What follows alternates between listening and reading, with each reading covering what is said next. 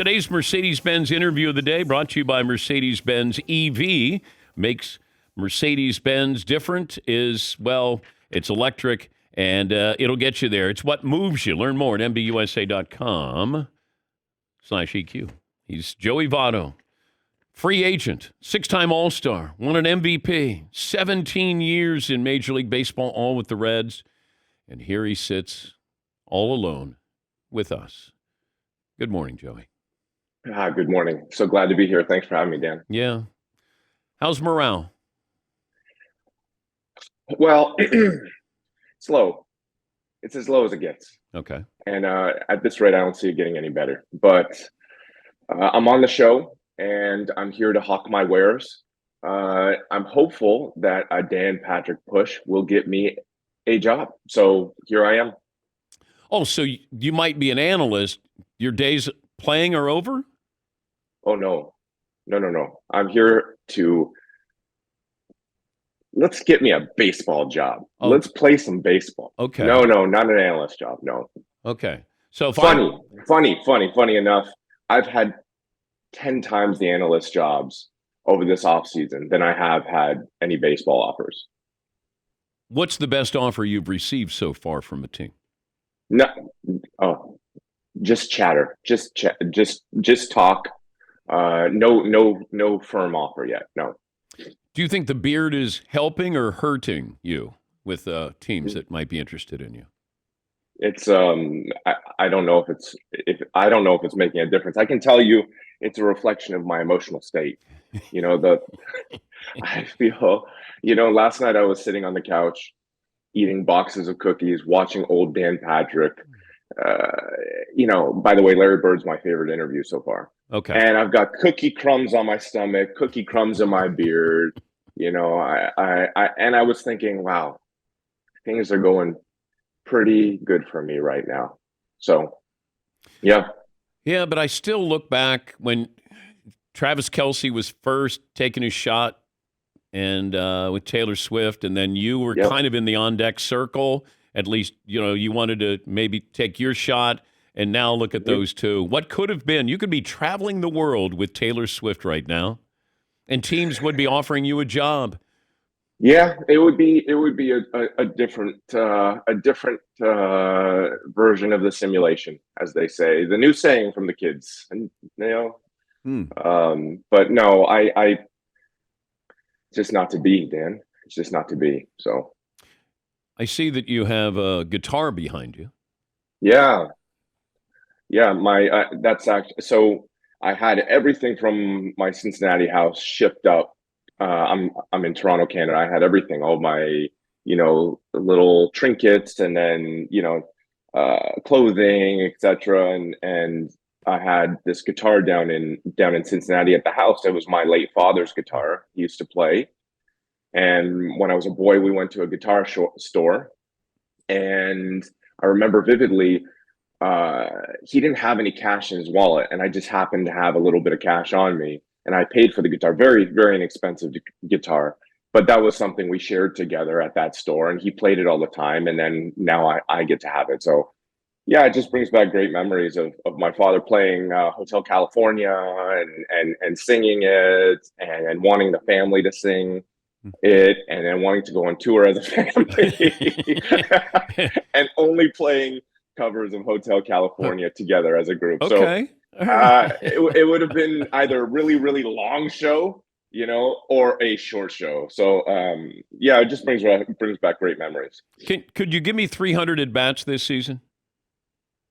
I'd love to give you, I'd love to give you 700 plate appearances. I'll take 1 or 700 plate appearances. My attitude is prepare for the season, be available for anything that comes my way, and then just work. I'll be sincere for a moment, realizing that jobs aren't flowing. You miss the game. You love the love I feel is coming to the forefront for the game, and I still feel a longing to compete. And I think I'm still good. I really do. It's just a beautiful game. I miss the spring and the summer weather. I miss the stadiums. I missed the time in the batter's box. You brought up 300 at bats. You know, every single one of those at bats is memorable and special. And when you don't have them in front of you, you realize how much you miss them. How scary is retirement?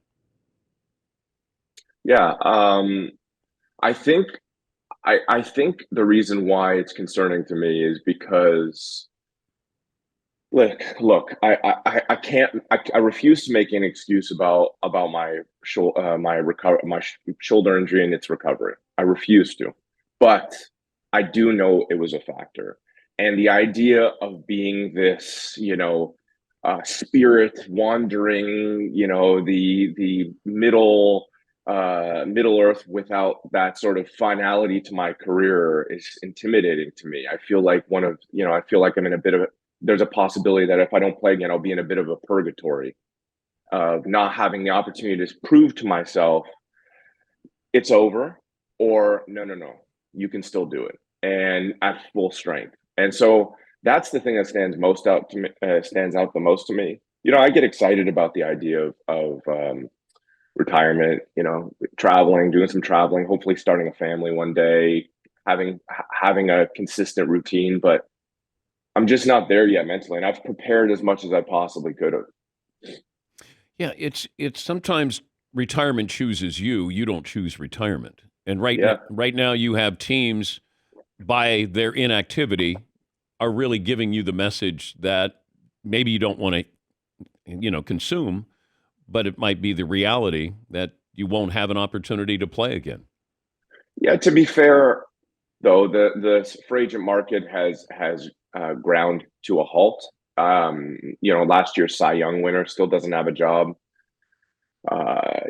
There's plenty of likely nine-figure players, certainly eight-figure contract players that don't have jobs yet.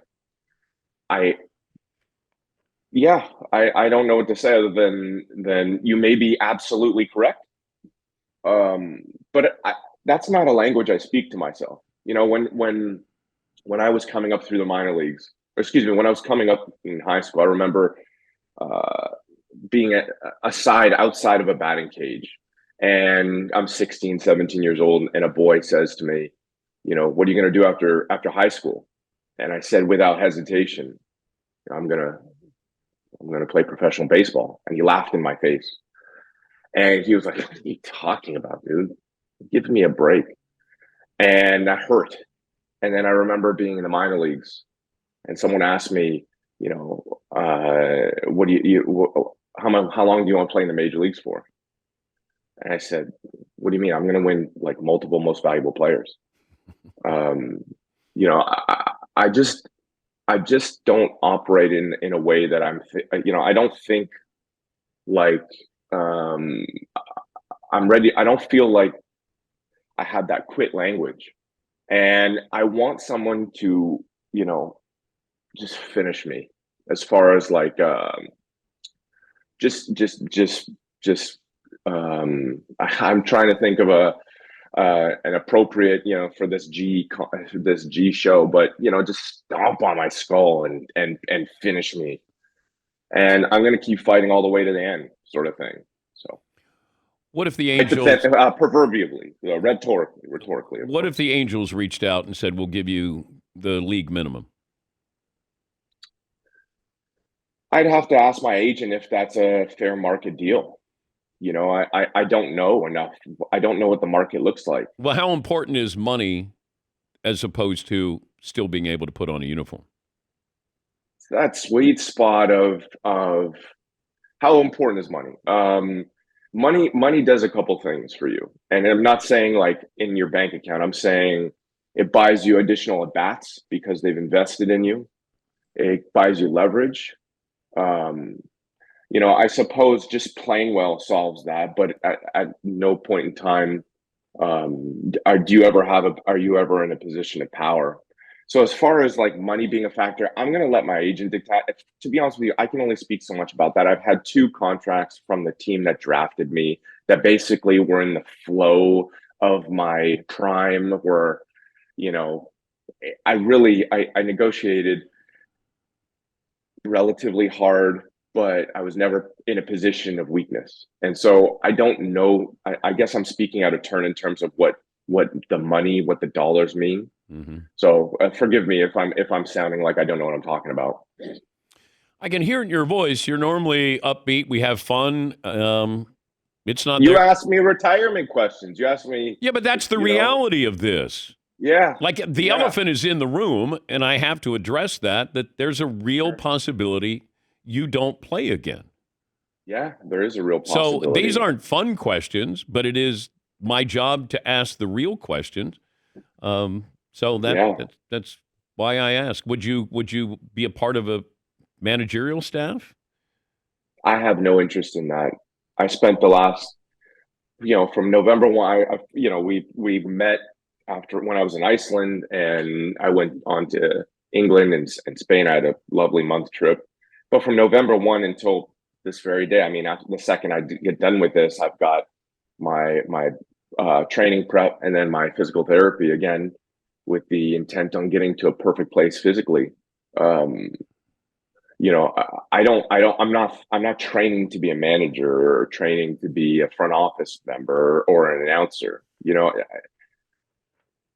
It's such the degree of difficulty just gets significantly higher as you get older, and as the league gets to know your tendencies, and as you get injured, and all these things culminate to a razor thin sort of margin for error. And I'm just in a place where I want to prep, give myself the best opportunity. And then, I was over at my buddy's house, maybe over, with his wife and kids, and he had a sign laying on the ground. He's probably listening right now. He had a sign laying on the ground that said, "Love like you're never going to get your heart broke," sort of thing. And that's the way I feel about this scenario.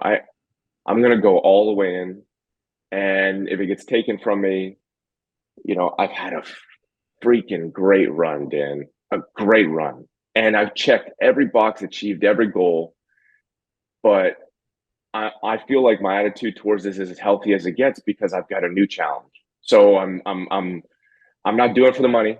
I'm not doing it for the fame. I'm not doing it for the accolades or the stat padding. I'm doing it for the genuine love of competition. And if it doesn't come my way, I'll accept that and move on. And, come on with you as an analyst in some capacity to catch up on tight, see-through pants, what have you. But, as it stands right now, that's what you're missing out on. You want to wear the see-through pants. I know what's going on. I'll get you a pair. You can wear it around the house if you want to. Listen. What happened to you in your last at bat? Yeah, I was just, I think, just frustrated with the day. But what was the end result of the last? What could be your last at bat? Yeah. No, I was ejected from the game. We were in St. Louis on a day game, right? You're laughing.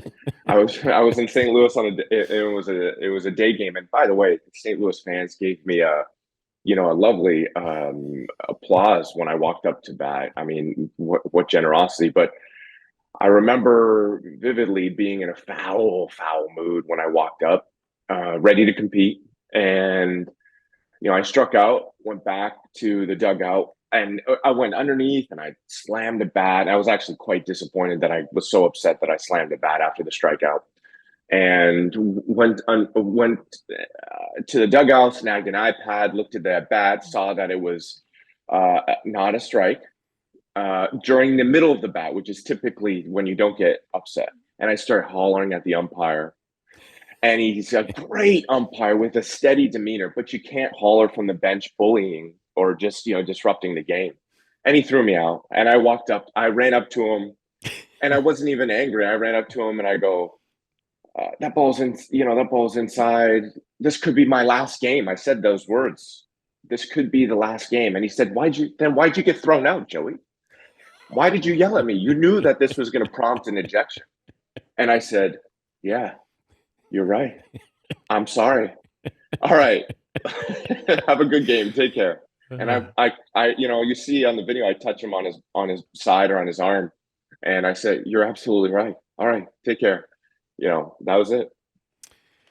All right, stay in touch. Good luck. If I can help you in any way, let me know. Okay? Appreciate it, Dan. All right, bud. It's Joey Votto. Anybody want classy guy, good locker room guy, and not afraid to get thrown out of a game as well. He's ready. So got an MVP, 294 career average, 356 home runs, 2,100 hits. The MVP as well, 6 All-Star appearances.